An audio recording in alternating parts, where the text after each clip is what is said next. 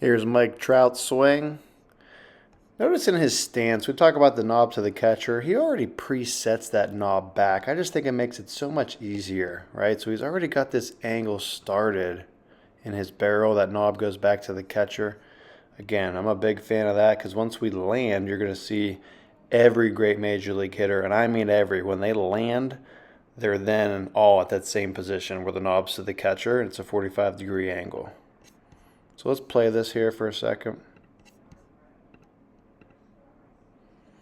You know, he obviously has a higher leg kick.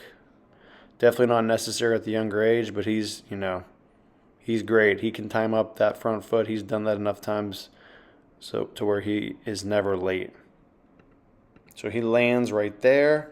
And again, this angle, guys, it's crucial. I'm not seeing this angle enough at the young age. There's the angle of the bat. The knob goes straight back to the catcher. 45-degree angle.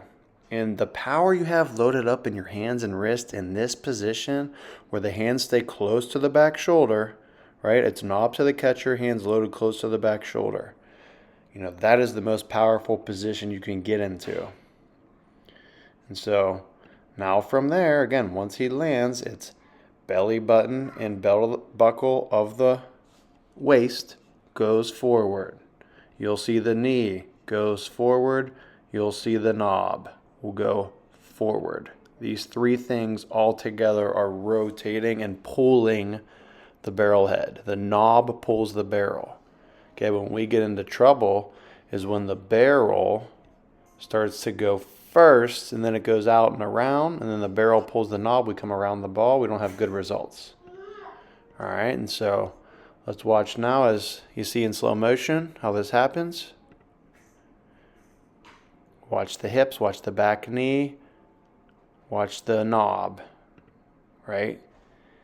And I went over Aaron Judge's video just recently. You know, he did this. Mike Trout does it even better.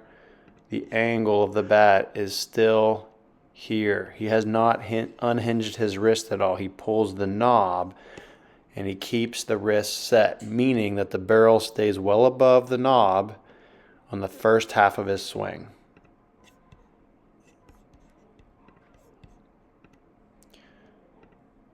Keeps going.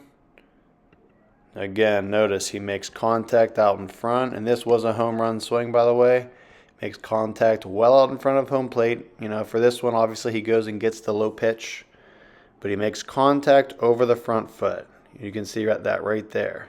Again, you're not going to see too many home runs made with contact deep unless it was an opposite field home run. Any home run over center field or pull side is hit over the front foot.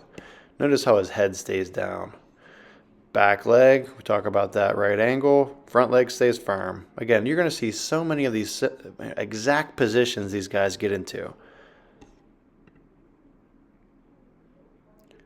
Now, one thing with Trout that's different than most guys, he never gets really like full extension with his arms. He does push through the ball very well, keeps the barrel in the hitting zone, but he does always have a slight bend in his elbows. You're not going to see that as common in most hitters. Most hitters like to get full extension, but his barrel stays through the hitting zone so much it doesn't matter. Keeps his head down, hands to the back shoulder.